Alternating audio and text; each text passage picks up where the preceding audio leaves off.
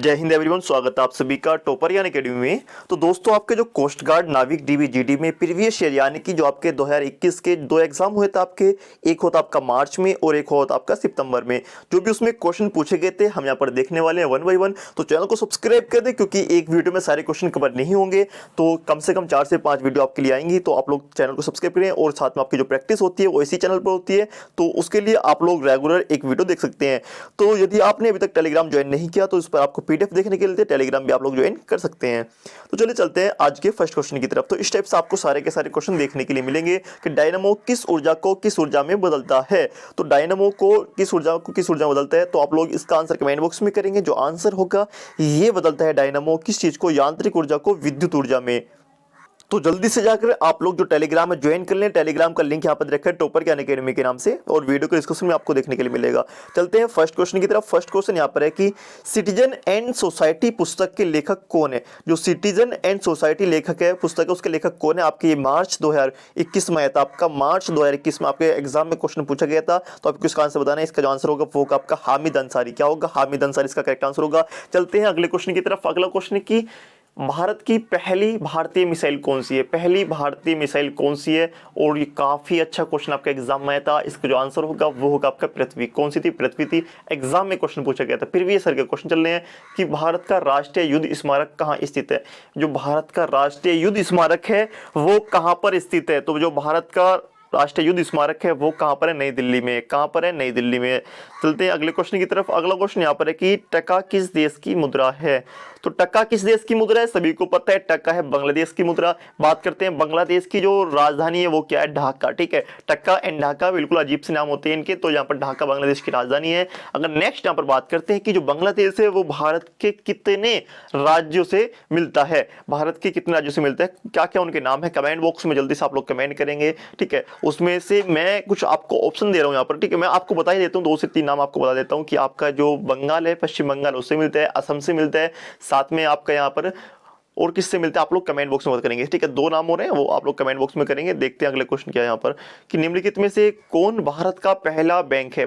निम्नलिखित में से कौन है भारत का सबसे पहला बैंक। तो यहाँ पर आपका आता है कि bank of Calcutta, Punjab national bank, या बैंक ऑफ इंडिया, या फिर भारतीय स्टेट बैंक। तो यहाँ पर जो आपका बैंक ऑफ हिंदुस्तान है ये आपका 1700 में आपका बन गया था। ठीक है, 1700 ईस्वी में आपका बन गया था बैंक ऑफ हिंदुस्तान। तो यहाँ पर जो सबसे पुराना, सबसे जो नया बैंक होगा वो होगा आपका भारतीय स्टेट बैंक, क्योंकि आजादी के बाद बना था भारतीय स्टेट बैंक। सबसे नया बैंक इसमें है और बैंक ऑफ हिंदुस्तान सबसे पुराना बैंक यहाँ पर है। अगले क्वेश्चन पे चलते हैं। अगला क्वेश्चन यहाँ पर आएगा कि मार्च 2021 में निम्नलिखित में से किस केंद्र शासित प्रदेश ने आपका अपना स्कूली बोर्ड स्थापित करने की घोषणा की। तो आपको यहाँ पर इसका आंसर देना है। जो आपका दिल्ली है, दिल्ली में पहले चलता था सीबीएसई बोर्ड या फिर आपके जो और बोर्ड होते हैं वो चलते थे, मगर दिल्ली का कोई भी दिल्ली शिक्षा बोर्ड नहीं था। तो ये अरविंद केजरीवाल ने घोषणा की थी 2021 में, मार्च 2021 में।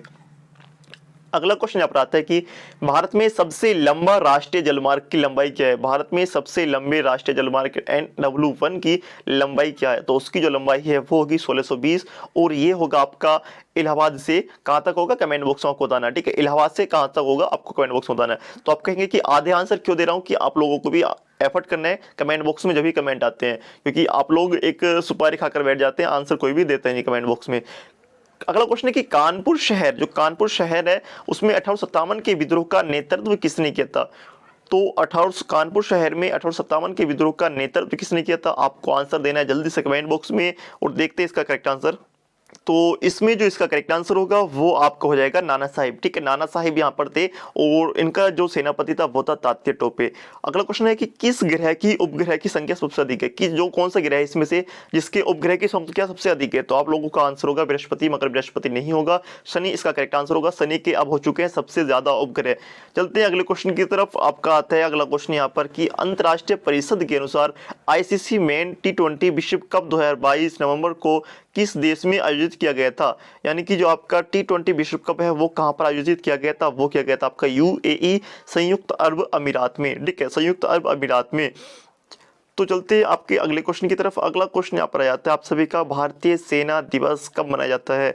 जो भारतीय सेना दिवस है वो कब मनाया जाता है। जल्दी से आपको कमेंट बॉक्स में आंसर कमेंट करना है, और जो आपका आंसर होगा वो हो जाएगा आपका 15 जनवरी को। कब मनाया जाता है? 15 जनवरी को मनाया जाता है भारतीय सेना दिवस। अगला क्वेश्चन यहाँ पर आप सभी का कि निम्नलिखित में से किस स्थान से कथक नृत्य की उत्पत्ति हुई है। जो कथक नृत्य है उसकी उत्पत्ति कहाँ से हुई है, तो कथक नृत्य की हुई आपकी उत्तर प्रदेश से। कहाँ से? उत्तर प्रदेश से। यही सारे क्वेश्चन आपके एग्जाम में पूछे गए थे। निम्नलिखित में से किस भारतीय राज्य का क्षेत्रफल सबसे जनसंख्या में सबसे अधिक है। क्षेत्रफल और जनसंख्या दोनों में यहाँ पर इनमें से पूछा गया है। इनमें से आपका कौन सा होगा? आपका उत्तर प्रदेश ही करेक्ट आंसर होगा। क्या? उत्तर प्रदेश। ब्रह्मांड के अध्ययन के रूप में जाना जाता है, तो ब्रह्मांड का अध्ययन कहलाता है आपका ब्रह्मांड विज्ञान कहलाता है। ठीक है, सिंपल सी बात है, ब्रह्मांड विज्ञान कहलाएगा। अगला क्वेश्चन यहाँ पर होगा, ये जो क्वेश्चन है हमने इसके लिए एक पूरी सॉफ्टवेयर वीडियो हमने बना दी है, आप लोग इसको देख सकते हैं। जो क्वेश्चन आपको यहाँ पर दिखाई दे रहे हैं, डायनामो किस ऊर्जा पर कार्य करता है, और आपको और भी क्वेश्चन दिखाई देंगे कि बांग्लादेश किस देश के साथ सीमा साझा करता है।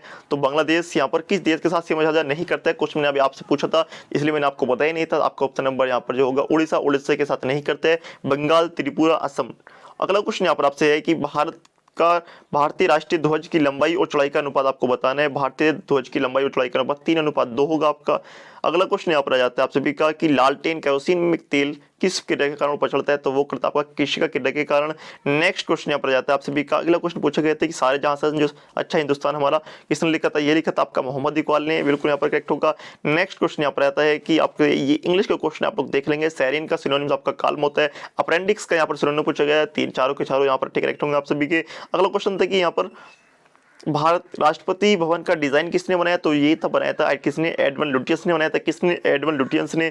अगला क्वेश्चन यहाँ पर है कि टाइटन किसका उपग्रह है। टाइटन किसका उपग्रह? टाइटन है शनि का सबसे बड़ा उपग्रह कौन सा है? टाइटन।